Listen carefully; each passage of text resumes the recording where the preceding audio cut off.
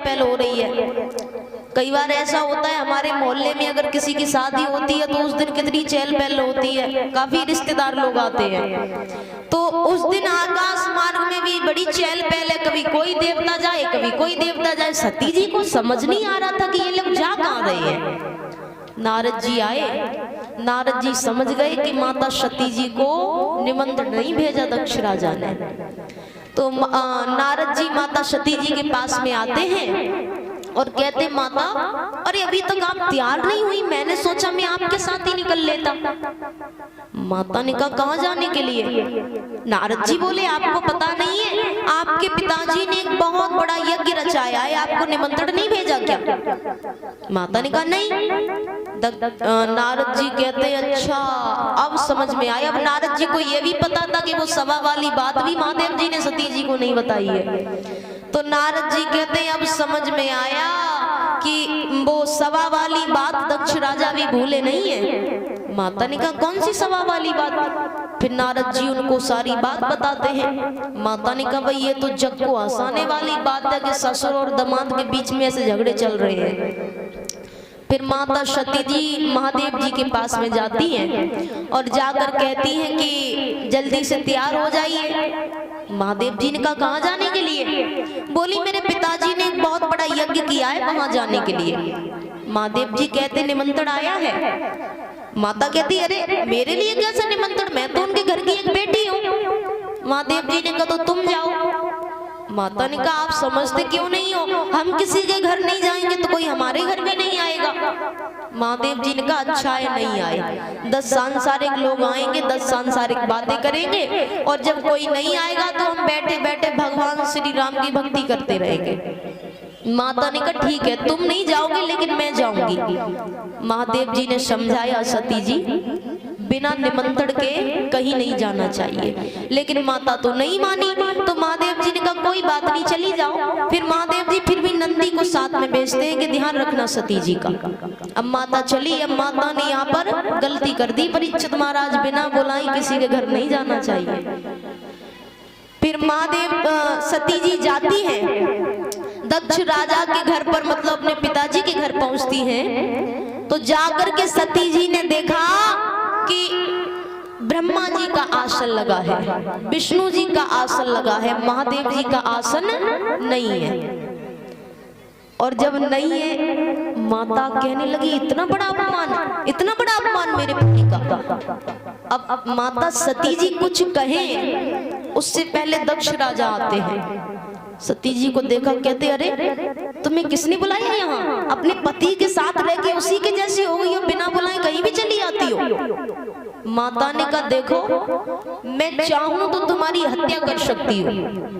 क्यों कही सती जी ने इतनी बड़ी बात? क्योंकि दक्ष राजा की नजर में वो एक साधारण सी कन्या है, लेकिन सती माता ही तो पार्वती जी माता का रूप है, शक्ति का भंडार है वो। तो सती जी ने कहा दक्ष राजा से कि मैं चाहूं तो मैं आपकी हत्या कर सकती हूँ, लेकिन मैं नहीं चाहती कि आगे चलकर भविष्य में बेटियों पर पिता हत्या का कलंक लगे कि एक बेटी ने अपने बाप को मार दिया।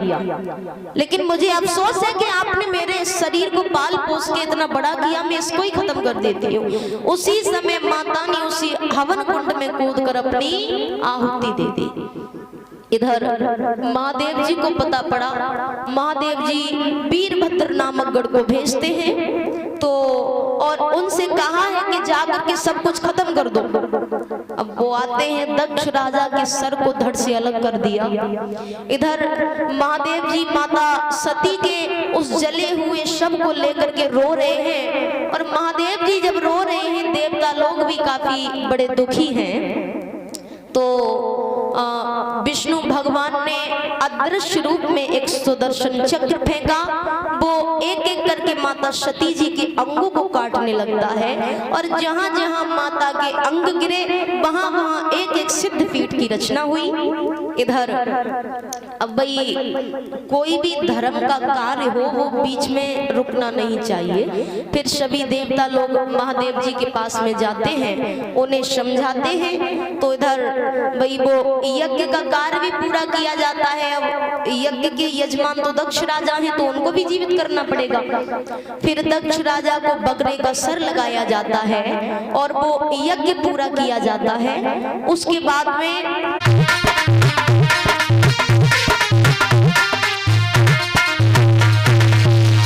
अरे ना हमें चाहिए माथे की मेहंदी, माथा सजाने को,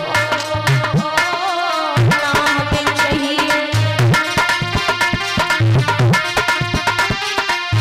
ताली बजाकर ना हमें चाहिए माथे की मेहंदी, माथा सजाने को, और हमें तो चाहिए हरि की माला, हरि गुण गाने को, गोरा डोल रही पे शिव भक्ति करवाने,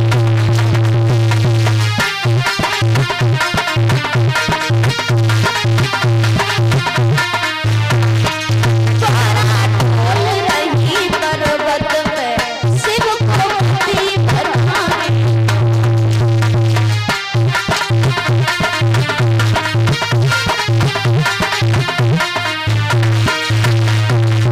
और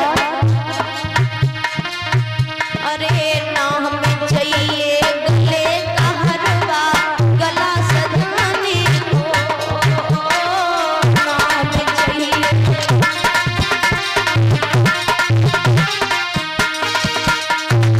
हमें तो चाहिए हरि की माला, हरि गुण गाने को, गोरा बोल रही पर्वत शिव भक्ति करवाने।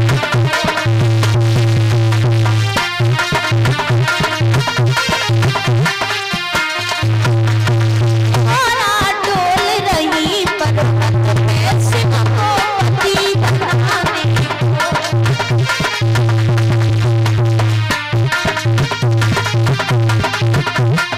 और अरे ना हमें चाहिए